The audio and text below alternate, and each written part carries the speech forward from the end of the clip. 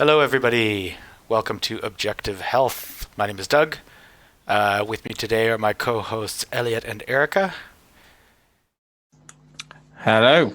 And today we are going to be talking about... Oh, and Damien's with us on the Wheels of Steel. Sorry, Damien. Oh, thanks for remembering.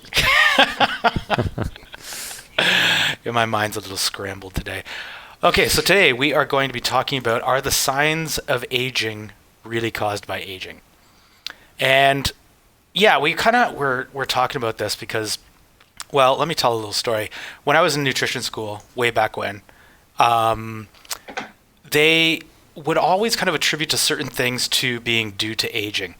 Like the one that I remember in particular was like, oh yeah, as you age, your ability to produce stomach acid decreases. So older people have less stomach acid because they don't have the ability to make as much stomach acid anymore. And it always kind of struck me as odd. It's like, well, why is that? But the only answer ever given is aging, right? And it's kind of like, it doesn't seem to make a lot of sense that, you know, all these different things that they attribute to aging, whether it be like, you know, the body just kind of, you know, not being able to produce what it needs to, or diseases, particularly diseases actually, like especially like autoimmune conditions or chronic conditions, they always get attributed to aging. But then you hear these stories of like people, you know, turn of the century or older, basically like they would be working until they died and they never succumbed to any of these like chronic disease conditions. Their body didn't stop falling apart. They weren't like in, you know, basically in bed for 2 years, dying very slowly as we see nowadays. So it's kind of like made us sort of think about, well, what is actually attributable to aging as opposed to, well, other causes, let's say. So that was kind of the jumping off point for our show today. Yeah, aging. It's a funny word, and I don't think there's any like unified definition of like exactly what that is. Like, what is aging, and then what is just poor lifestyle? What is just illness? You know, it's almost like, right, what they've tried to do is pathologize aging. Mm-hmm. It's just like they pathologize. I think pathologize is a word, right? Yeah. If it's not, then you understand what I'm saying. They tried to pathologize menopause, right? And so in the context of menopause, if a female gets to a kind of mid-50s and then she ceases to produce eggs, or, you know, she's run out of her eggs, and so she naturally kind of goes through the phases of menopause, it's like doctors will class that as a disease and they will medicate that. Mm-hmm. And that's, I mean, there's actually a lot of elderly women, of course, I say elderly, but kind of, you know, menopausal women who experience horrible symptoms. Okay, fair enough. But that is prolonged for a very long time. And it really benefits the pharmaceutical companies, right? There's thousands, hundreds of thousands of women on HRT. Mm-hmm. So it's like with the menopause, what they did was they basically said that this was almost like in the same class of a disease. And so they can medicate it. And it seems like to some extent, that's what they've done with aging as well. Mm-hmm. And so I actually study with the American Academy for Anti-Aging Medicine. Mm-hmm. and they take this kind of approach as well, in that aging is something that you should, there is a disease kind of thing. It's a bad thing, and you should try to do what you can not to age. Yeah. Whereas the way that I see it is actually we should try to age gracefully. Mm-hmm. Right? You're always going to age, but what does aging actually mean? Does it mean that you should become a decrepit, kind of broken body of bones, you know, bag of bones kind of thing? Or is it a natural process that doesn't have to involve all of these horrible symptoms? Yeah, I agree. It's really, well, it's just crazy. I mean, you were mentioning the stuff about the menopause, and I know, Erica, you had brought up an article before about osteoporosis as well, and it was osteopenia. Yeah, that those are another thing where they're kind of like medicalizing something that's actually quite normal. Basically, like, you know, they're comparing everybody's bone density to the bone density of a 30-year-old and saying, oh yeah, that's not normal. We got to put you on medication to get your bone density up. And it's like that doesn't make any sense. Like, why would you compare the bone density of a 60-year-old woman to that of a 30-year-old woman and say that a certain amount of loss of bone density is a normal part of aging. So why, that comparison really just makes it so that they can sell more of their osteoporosis drugs. Yeah. And it was created by the WHO, actually. The World Health Organization in the early 90s started to project upon millions of women's bodies, convincing them that they had a drug-treatable, though symptomless disease. And this is osteopenia and osteoporosis. And, so start getting tested. And the reason that I was actually interested in looking more into this is I work in a fitness center and I have a lot of women that are over 65. And in the last 6 months, 6 of them have come to me and they're all of a sudden very concerned about osteopenia. And my doctor just diagnosed me and they're all in really good health. They walk on the treadmill, they exercise, they eat well, and so all of a sudden this new added stress, in addition to, normal, I call it maturing these days, because, people don't want to say, oh, I'm aging, but if you're maturing gracefully, right? And so that's why I found this article really interesting, and it's called The Manufacturing of Bone Diseases, the Story of Osteoporosis and Osteopenia, and Green Med Info carried that. And so, just like you're saying, they talk about menopause in there. It's just another illness that women have to worry about that they're going to get, and they don't know that it's a bone density test. So they just send out some random number and, oh, your bone density is low. And then all of a sudden women are stressing out about it, Mm-hmm. Yeah. And there's a lot more that goes, that's involved in bone health than simply bone density, right? There's research showing that you can quite easily increase bone density by giving certain medications. I'm pretty sure, if I remember correctly, you can increase bone density quite nicely with something called strontium, which is a type of mineral, but that doesn't necessarily protect you from fracture, right? So just increasing the density does not prevent someone from, or does not significantly anyway, prevent an individual from developing breaking the bones. So it's like, actually there's a lot more to kind of maintaining integrity of the musculoskeletal system as you're getting old, just by this one individual parameter, which is bone density, which is what they market it as, so that they can get people on these drugs to improve bone density. Mm-hmm. Again, it seems like a marketing ploy from Big Pharma, again, pathologizing something which is a natural consequence. Yeah, because flexibility is really important in bones too, possibly even more important than density. And, loading yourself up on, the other thing that people tend to do is start loading up on calcium supplements, just absolutely chucking back these calcium supplements like there's no tomorrow. Got to get more calcium in there. Got to get it into my bones. But realistically, Sayer G from Green Med Info actually makes this analogy quite a bit. He's like, if you think of a piece of chalk, right? That's basically all calcium. It's super brittle. That's not even though it's very dense, it's actually quite brittle. So having a dense bone is not necessarily what you want, because a bone, despite the fact we don't really think of bones as being particularly flexible, they do have some flexibility, and that's also important to maintain rather than just density. Mm-hmm. And there's also muscle mass as well. So actually not your bones, your systemic muscle mass. Mm-hmm. So are your ligaments, are your tendons, are your muscles surrounding the bone, are they strong? Because actually, if your connective tissue as a whole, if you lose the cushioning, etc. So this is kind of just coming back to this, maintaining systemic health rather than focusing on one parameter. Mm-hmm. But essentially, if your connective tissue, if there's good cushioning for the bones, then actually they are acting as shock absorbers. So in the case that you do have some kind of trauma, then you're going to be much less likely to, the bone is going to be taking a lot less of a, like a trauma or the force if your other tissues are in place to actually protect that as well.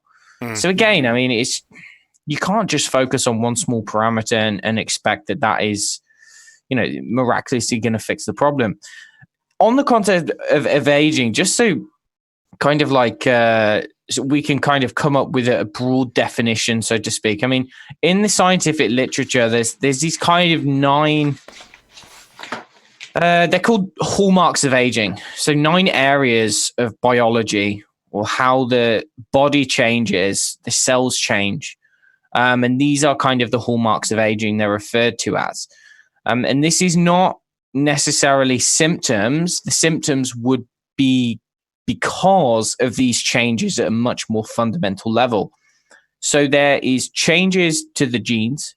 So that it's referred to as genomic instability. So genes are housed within the cells, and essentially when the cells are kind of working as they should do via long periods of time, or when they come across stresses or whatever, then you can have damaging substances which can essentially kind of pick holes in the genes, in the DNA. It can affect how the DNA is kind of transcribed and all of this kind of stuff. So you can actually have damage to the DNA. And then that can kind of affect lots of things downstream from that. There are these things called telomeres. Now, telomeres, I think we've spoken about this on past shows. They're these, they're basically like the caps on the DNA. Okay, so they're like these caps on the end, and there's a lot of research showing that there's certain things which shorten them, and then certain things which lengthen them. So when your cells are exposed to certain influences, the idea is that as the telomeres shorten, it lowers, or it shortens the lifespan. So there's lots of research looking into how, you can lengthen the telomeres, or how you can delay the shortening of them and actually improving lifespan. So in this case, things like calorie restriction and fasting and, different types of supplements and nutrients and exercise, how this affects kind of the telomeres, which then would affect the lifespan, which is essentially involved in aging, right? And then there's other stuff. So how the cells are processing nutrients, how they are able, or how well you're able to tap into your stem cells. So stem cells are basically like non-differentiated cells, which can go on to produce, or you can take that as a raw material and then convert that into some other kind of a cell that you need to replace some damaged cell. And that actually there's this idea that actually you exhaust your supply of stem cells, you exhaust that, and then you're going to be in a much worse position to be able to repair damage, repair DNA, and all this other kind of stuff. But essentially, there's loads of different kind of cellular mechanisms, but how this manifests, I guess, in the context of aging, natural aging, is a gradual decline in how things are functioning. So we see this in respect to our hormone production. Generally, as someone grows older, then they produce less hormones. And that's a natural consequence. We were talking about in menopause. That's a very normal thing. But it's also important to note that many of the female hormones, for instance, progesterone, is very much slows down that aging process. So it's a natural consequence that when someone does go through menopause, that is when they are going to be kind of experiencing the symptoms associated with aging. But again, this is one of the reasons why the skin becomes wrinkly, because actually the collagen fibers, you're no longer able to repair the collagen as well as you could do, and that actually the gradual kind of wear and tear is going to affect pretty much every single part of the body. But that does not mean, I don't think it means anyway, that you are meant, or that the human body is at the age of 60, is meant to develop some crippling autoimmune condition, is no longer going to be able to digest their food, and is going to have to live in chronic pain for the next 25 years in a nursing home with dementia. Exactly. Right? That seems to be the route that that a lot of the science is taking, all these definitions, is saying that dementia and pathologies are natural consequences of aging. And that's just not true, because there are many individuals, especially like, I don't know, listeners probably know about the blue zones, but I mean, you can look at any elderly kind of population, say in one of these areas where you have people who live to long and healthy lives. You see that they develop the wrinkles. They may develop kind of some of the muscle wasting. They may develop some of the other things, menopause, right? But they do not get dementia. They're not they don't have autoimmune conditions, and they're not crippled. Yeah. So they're two different things. Yeah, very much so.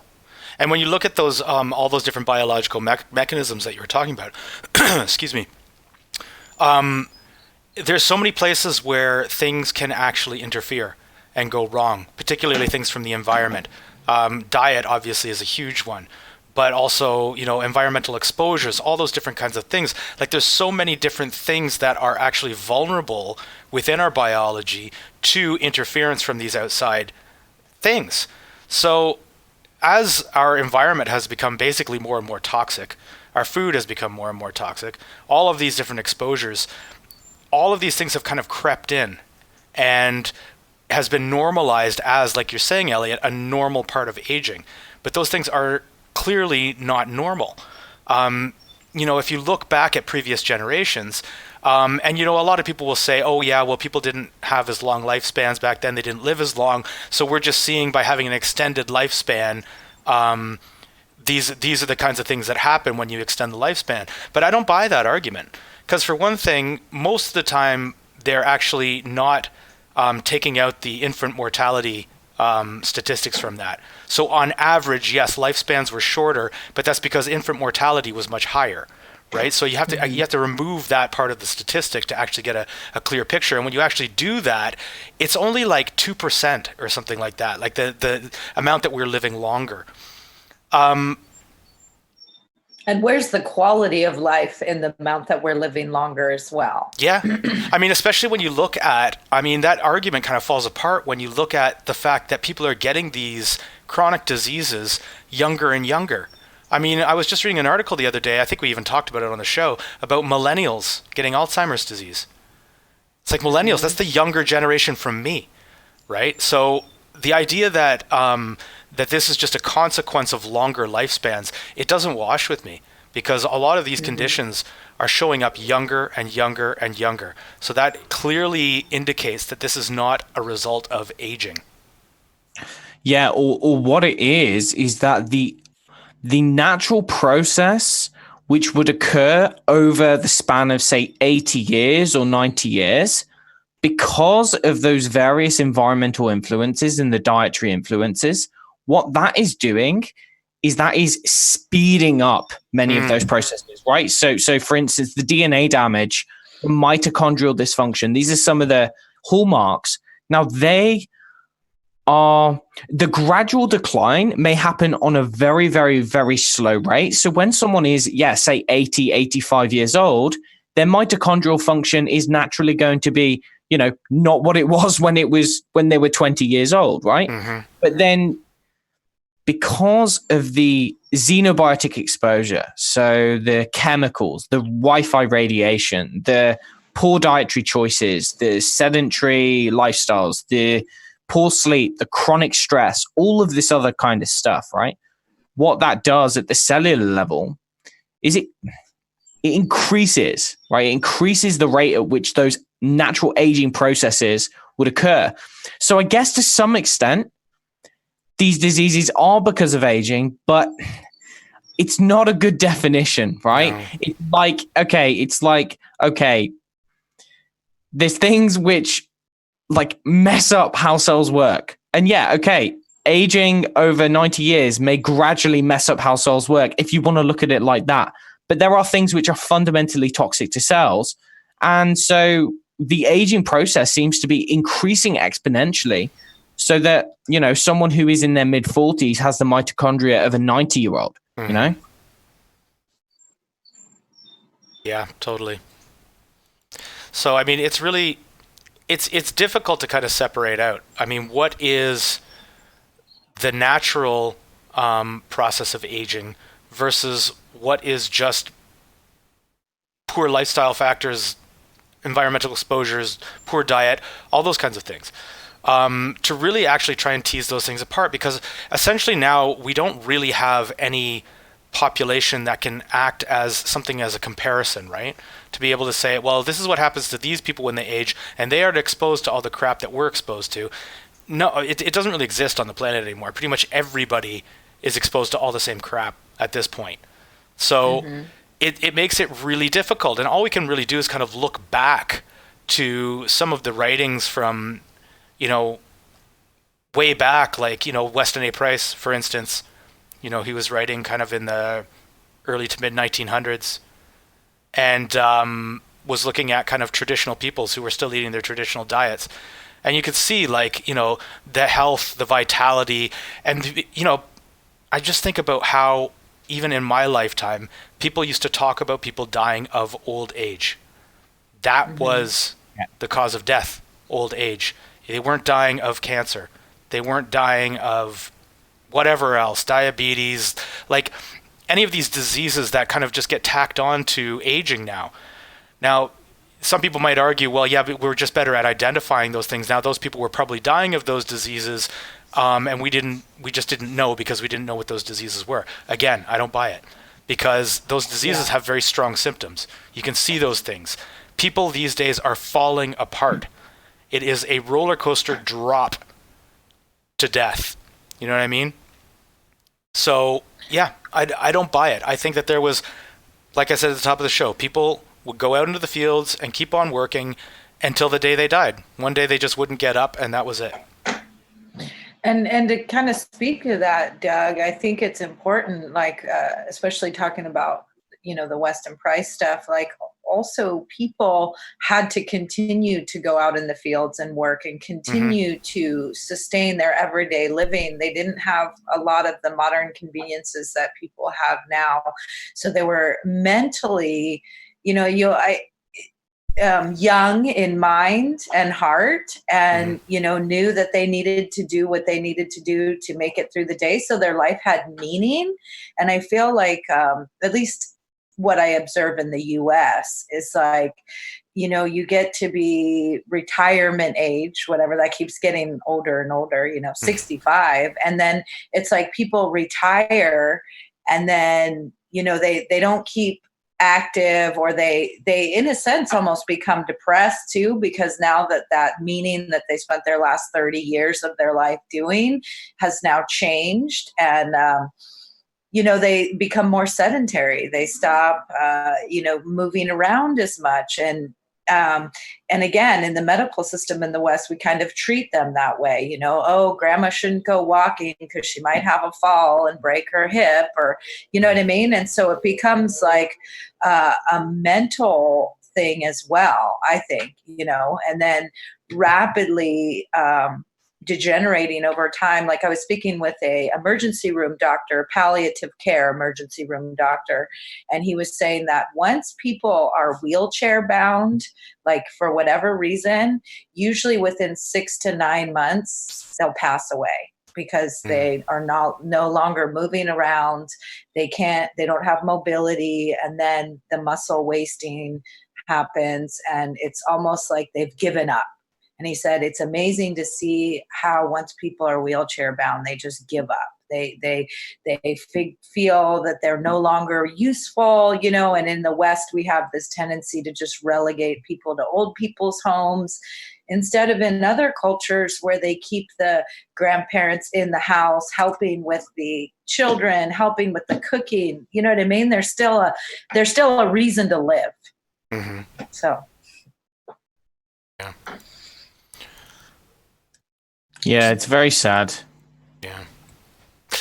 So I think that, it always comes back to kind of the same thing on our show, as far as like what you can actually do. What can you do about aging? How can we stop aging? And one thing that I can say is that I think that a lot of, there is a huge industry that has grown up around this whole idea of anti-aging. And I think a lot of the stuff that's out there is kind of snake oil. I'm not going to dismiss absolutely everything that's out there. Maybe there are some good things, but I think generally the stuff that's based on antioxidants is based on a very primitive understanding of oxidation and antioxidation. And I don't think that people really know enough. Like the idea being that, if you just take this supplement that's super high on antioxidants, it's going to have anti-aging effects, and you're not going to you're not going to age. And generally, the popular conception of anti-aging is like not get wrinkles or gray hair. And I think that those that kind of thing, that kind of perspective is kind of naive. Things are much more complicated than, I'm sure Elliot has more of an idea of this than I do, but like the idea of oxidation and antioxidation, like it's not as simple as just eat a bunch of antioxidants and you won't age as quickly. I think things are a lot more complicated, so you'd probably be best to not, blow your fortune on these kinds of products. What is it? Drink red wine for the resveratrol. That was a big one. Yeah, that it's okay to drink lots of red wine because resveratrol combats aging. I think that's just an open invitation for people to get hammered, but that's me. You know what I mean? Well, it's funny too, because suddenly, like, as soon as that whole antioxidant thing started getting popular, like suddenly everything was a superfood. Like chocolate, red wine, everything basically is like nuts. Nuts are superfoods. It's like everything basically in your cupboard suddenly became a superfood. And like that doesn't make any sense. Like, my parents have been drinking wine, eating chocolate and nuts for their decades, and I haven't seen any, slowdown in their aging. So